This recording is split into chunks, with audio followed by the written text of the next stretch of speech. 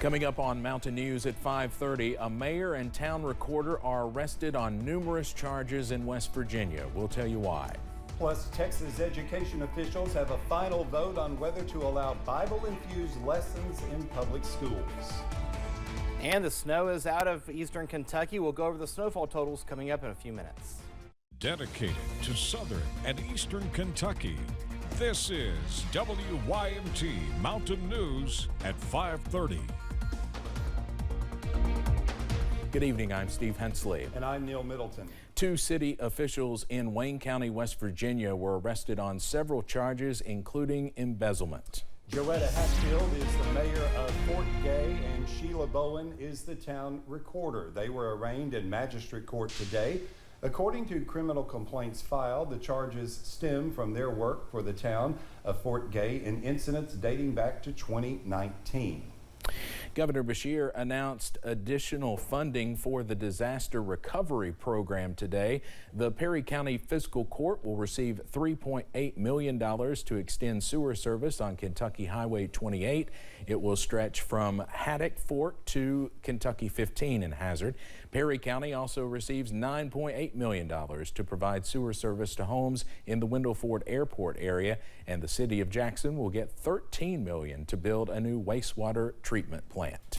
The unnamed pregnant woman who sued the state of Kentucky for not allowing her access to an abortion has terminated her pregnancy. A new court filing says Mary Poe traveled to another state to get the abortion because it was the best choice for her family.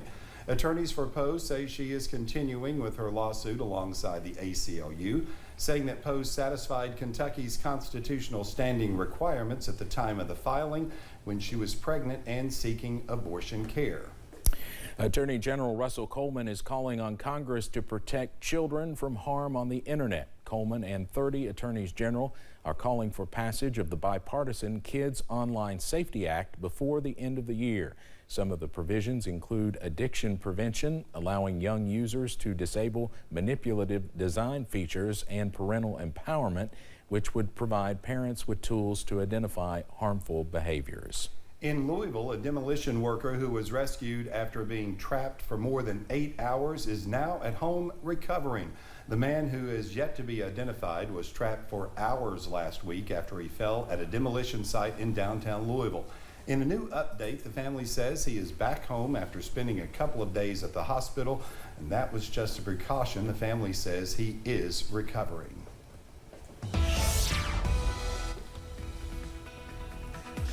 Well, the snow has exited eastern Kentucky for the most part. Upper elevations still seeing a little bit at this hour. But take a look at some snowfall totals over the past 24 hours. Grundy, the big winner, at 3.7 inches. Wise checking in with 3.3. Jonesville, 3 inches. Jackson, 2.5 inches. Thousand Sticks area picking up a quick couple of inches. Cornwell, 1.6 inches of snow. This is the scene right now. Whitesburg at Pine Mountain. You can see the grassy surfaces still covered in snow as of 5:33. The main roads, though, wet, so there's a little bit of good news there as we're seeing temperatures above freezing. Live pinpoint Doppler radar right now will go ahead and pinpoint the upper elevations towards Norton as well as the Grundy area. We're seeing a little bit of snow at this hour. Other than that, across eastern Kentucky, it's in the form of rain from Pikeville to just east of Hazard, then from Jackson over towards Moorhead. A look outside right now, we're seeing cloudy skies, temperatures in the 30s and 40s. Now we're going to warm up as we go throughout the weekend. We'll talk about that in the first alert forecast in a few minutes. Neil and Steve. Eric, thank you. UFC fighter Conor McGregor has been found guilty of rape in a civil trial in Ireland. The civil jury found that McGregor sexually assaulted and battered a woman in a hotel penthouse in December of 2018 after a night of partying. They awarded the woman $257,000 for her lawsuit. The woman claims she was put in a chokehold during the encounter and said McGregor threatened to kill her. McGregor denies the claims and said the two had consensual sex. Sentencing in President-elect Donald Trump's hush money case has been postponed indefinitely. Judge Juan Merchan made the announcement today. Trump's sentencing had been scheduled for next week. In his filing, the judge granted Trump's request to file a motion to dismiss the case. Trump's team has until December 2nd to submit their paperwork. His lawyers had originally requested a December 20th deadline. Prosecutors have until December 9th to respond. President-elect Trump wasted no time tapping a new pick for Attorney General after it became clear his original choice had no path to confirmation. CBS's Nicole Sanga reports from Washington. Hours after Matt Gaetz was out, Pam Bondi was in as President-elect Donald Trump's pick for Attorney General. Bondi is a former two-term Florida State Attorney General and a staunch Trump ally who's been signaling the administration's intentions for over a year. When Republicans take back the White House, and we will, the Department of Justice, the prosecutors will be prosecuted, the bad ones. The investigators will be investigated. Speaking on Fox and Friends, RNC Chairman Michael Whatley says Bondi will deliver on Trump's agenda. She is going to focus on the issues that need to be focused on, right?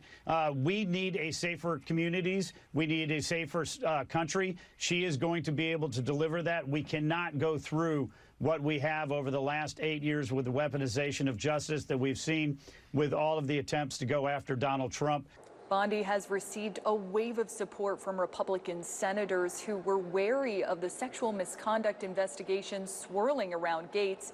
Allegations that Gaetz denies. We're told that President-elect Trump is aiming to announce his full cabinet before Thanksgiving. One thing off the president-elect's plate, a looming sentence in his 34-count conviction for falsifying business records to cover up payments made to adult film star Stormy Daniels before the 2016 election. A New York judge postponed the sentencing indefinitely. It had been set for next week. The chances that Trump would actually get sentenced to, jail or any sort of meaningful punishment at this point is virtually zero. Trump's motion to dismiss the case is due December 2nd. Nicole Skanga, CBS News, Washington. Now, Gaetz said today that he has no plans to rejoin Congress next year. In an interview, he said he'll continue the fight from a new perch. Since the election, Democrats are feeling less optimistic about the party's future. That's according to a new Pew Research Center poll released today. The optimism among Democrats is lower than in the past 8 years. 49% of Democrats and independents say they are pessimistic about its future. By contrast, 86% of Republican-aligned adults are more optimistic about the GOP's future. The Texas Board of Education has voted to adopt a controversial plan allowing biblical teachings in the state's elementary schools. Members voted 8-7 in favor of the new curriculum after hearing from those both in favor and against the measure. The new Christian-based curriculum incorporates Bible lessons into lesson plans for students in kindergarten through 5th grade, but critics argue the lessons will alienate students of other faiths. While I absolutely agree that there is Christian bias in this, there are other faiths recognized in this content. If a parent or a teacher who didn't feel comfortable teaching this were to bring this up to a court, I believe they would be successful. And in my good conscience, in protecting my bar license, I just do not feel that these materials are yet reflective of the experiences and the nuance of Texas students. Now, the new lessons are optional for school districts, but those who do adopt them would receive additional funding. They are expected to be implemented next year. Hi, Neil. It's been 15 years since I left WYMT, but I still remember all the things you taught me, especially about responsible journalism, which I think the world needs now more than ever. And I feel like you leave behind such a powerful legacy for all the people that you led and mentored during your time at WYMT, including me. And so I just want to say thank you from the bottom of my heart, and I wish you all the best. Hey Neil, it's Conroy, also known as Marcus Conroy in the mountains, and just wanted to say thank you. I was just 21 years old when I moved out to Hazard. It was my first real job, and you really helped instill, as the news director, a sense of professionalism and attention to detail and the importance of wearing a crisp white shirt. So thank you for everything that you taught me, including how important it is to love and respect the community that you work and report in.